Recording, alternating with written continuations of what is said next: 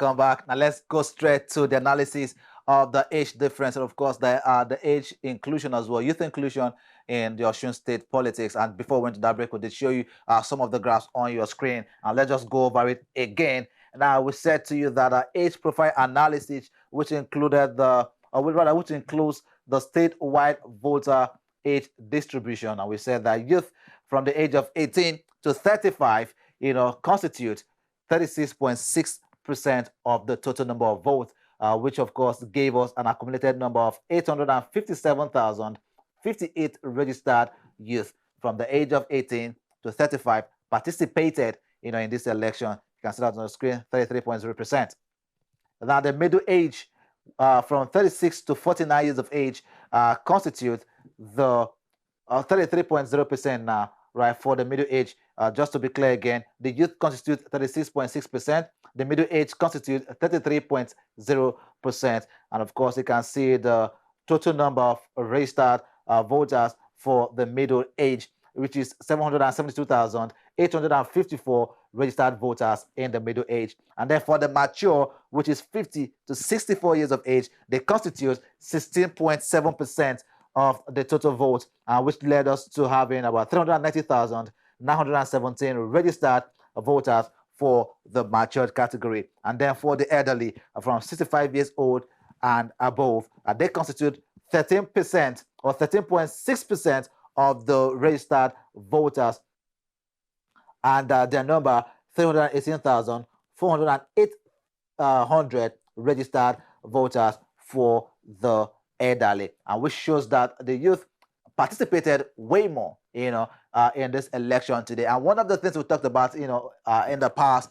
has always been young people coming out to participate in the election. Now, Osun State, was seeing the number is increasing. Youth participation from the age of 18 to 35 got the highest, 36.6%, and the total number registered 857,058 registered voters in the youth categories. The challenge there as well is some of the concerns that we've also talked about, which is the concept of godfatherism, which is also there. Because if you're saying the elderly, carry the young people, hold them by the hand and show them what you need to show them at this point in time. Godfatherism is also a factor which many young persons have complained about, right? An elderly person, for instance, someone who is 65, someone who is 70, who is currently leading maybe a state, maybe the nation right now, maybe even the ministry, the departments, the agencies. Now, taking someone by the hand and teaching this particular young person as well the ropes and all of that, there's always that concern that this person will always want to interfere in the leadership of a young person if the person eventually even takes up a political position eventually. The concept of godfatherism that actually stifles the creativity of the young person is also a concern that is there when you talk about the elderly taking the youth by the hand to teach them. They need to actually change the narrative and as much as possible, instead of just interfering in the leadership style, allow them to express their creativity. Definitely, leadership is godfatherism should be a pattern where the young person learn, the person that you brought into power knows, you guide.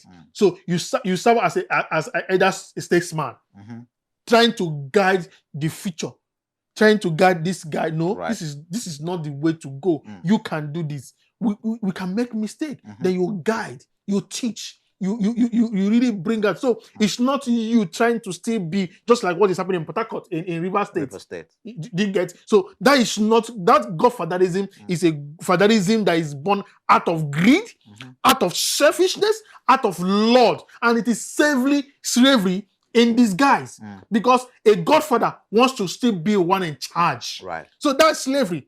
It's not like this. It's not like teaching. It's not like leading. That's not leadership. Right. That is rulership. So a godfather is still a head. So whatever the person that is what the power is going contrary to what he desires, you have stepped on his toe. So that is wickedness. Let's move on to the people living with disabilities. Also, their registration there. You can see the PWD registration by disability type. The breakdown of the registered persons with disabilities, 3,200. And of course, you can see all of that as well on your screen. And that's one of the things that INEC also worked on so much, that those living with disabilities can also participate, in the election today. But looking at that graph as well and seeing the number of persons living with disabilities that also came out, what does that also say of this election today? Yes, I'm so happy that these people are not left out. Of course. Right? I'm so happy that these people are not left out. Everybody is important, even to the point that I think there is a bill to even allow prisoners to even vote during election. But then I'm so much happy that the disability people are involved.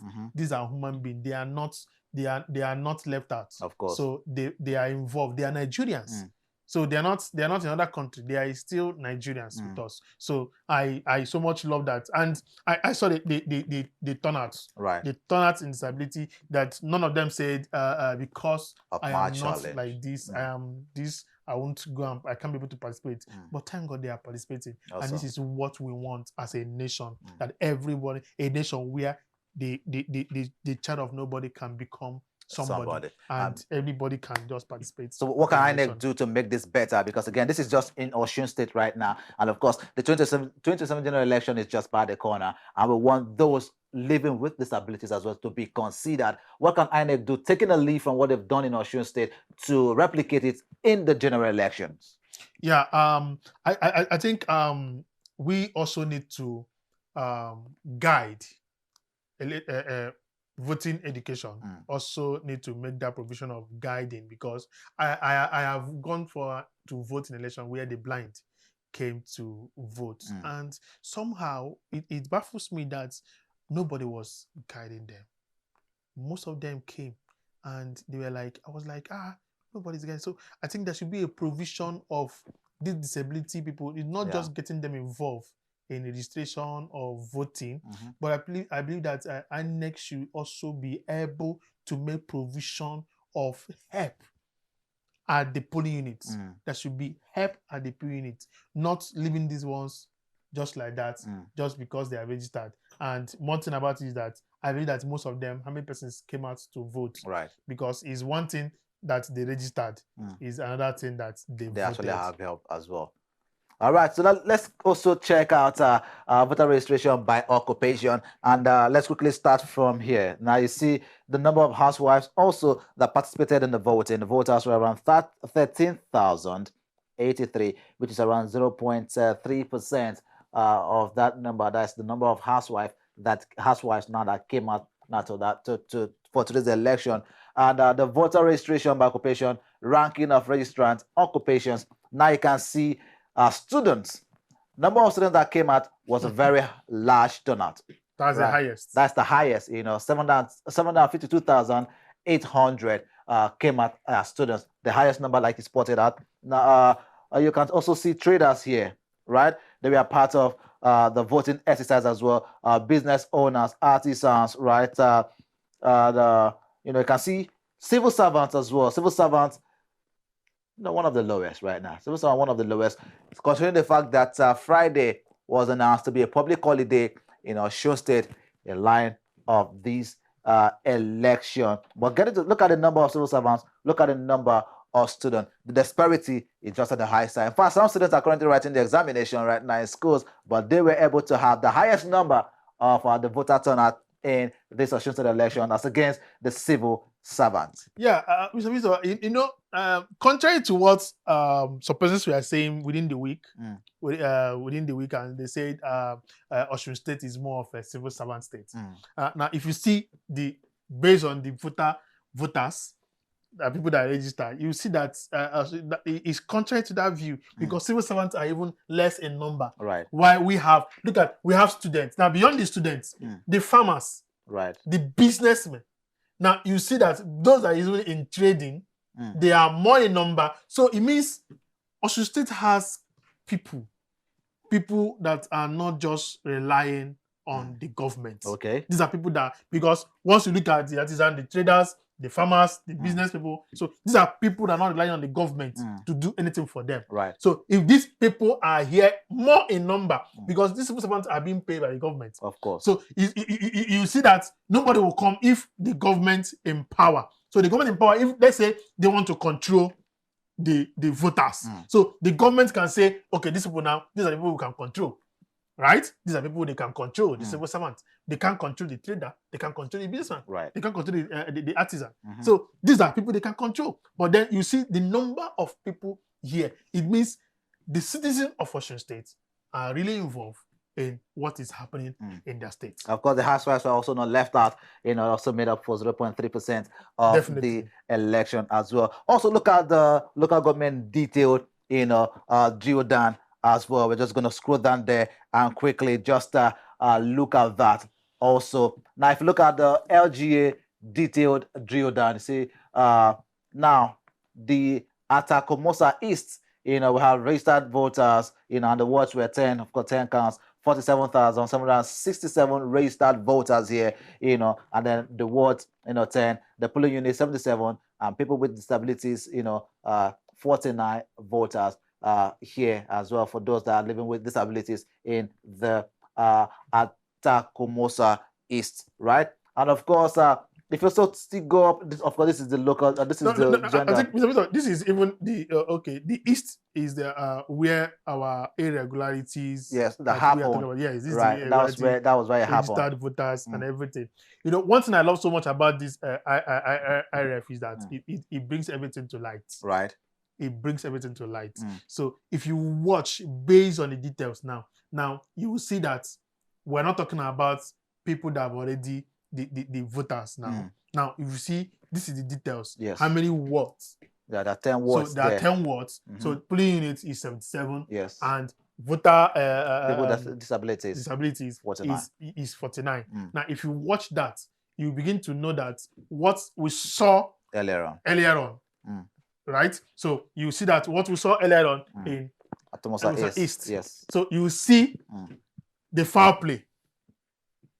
You see the foul play. I don't care.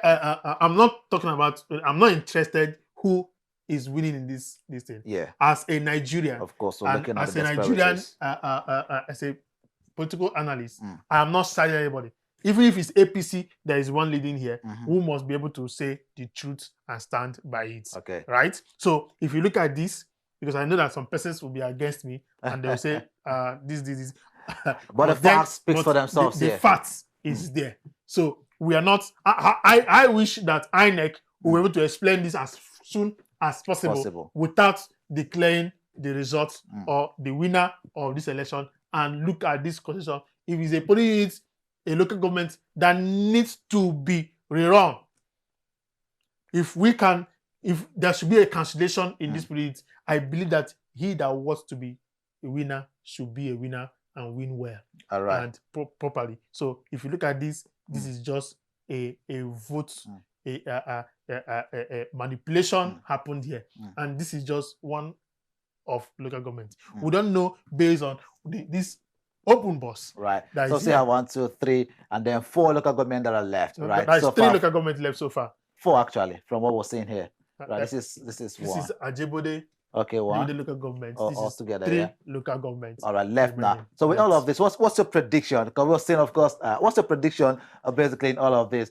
Who do you think is going to be leading in these local government areas that are left? Now, if we go to history so far, you will see that this local government, which is Ajeda Day local governments. Now you will see that is quite big, right? It's quite big. Now look at number of registered voters. That's 77,000. Right. 649 persons. Now PVC collected is 63 voters. Now 63,000 voters. Now, Mr. Victor, if you watch well, if we take the number here now based on PVC collected, so we don't know the number of persons that are going to vote actually in this part. So if you take the number of this place and then add it to what is going to be here, you'll be surprised. And don't forget that numbers are still adding up in all these local governments that is here. So numbers are coming in, numbers are adding up in all of them. So don't be surprised that something can change, the table can change. But so far so good. Ademola has done, the governor, incumbent governor, has really done well by proving that to his people, that his people is so much behind him, because you could record that APC came with a big force. Right. APC came with a force. I know many things that are happening, many propaganda, many issues, many people have been talking. There is a force, and the whole Nigerians are watching. And I believe, like it was rightly said, this is the state of the incumbent president. This is Bola Ahmed Tinubu state. Right. So I believe that this is one state that they need to get. And that's so far, APC, so good. APC. Now, so far, so good. It means that their plan will be able, they may not be able to actualize that plan, because if you look at the map on its own, you will see that almost all the states have been covered by Accord Party. They are leading in all the states, because if you look at the leading margin, they saw that it's not that much. Right. But then you also know that really that something good is turning out for the Accord party. Because I believe that no matter what anyone can say, it is, I will give it to Governor Adeleke. He has really proven that despite APC being in power, that he can actually take his ground. And this is quite commendable, because I believe that voters turnout should, the winning margin will really turn to mean that these people are really with behind him. Yes, are really behind him, despite all that has happened. And he still stands. These are intimidations and everything that they have been saying on the social space. So, and of course, quite interesting to see the turnout as we see here today. And just to remind you as well, the numbers you're seeing on your screen, they are not the final numbers yet. INEC, these numbers are coming from the IRF portal, and of course, INEC will be announcing the official number once the coalition is concluded. But so far, so good from the IRF portal. I was saying, of course, that the Accord Party, they are leading with a margin of 52.1%. The APC coming right behind them with 44.9%, and of course, the ADC coming right after with 1.9%. I can also see on your screen the numbers are still increasing. Talking about the numbers on your screen here as well. The accredited voters, 866,089. Total votes cast as well,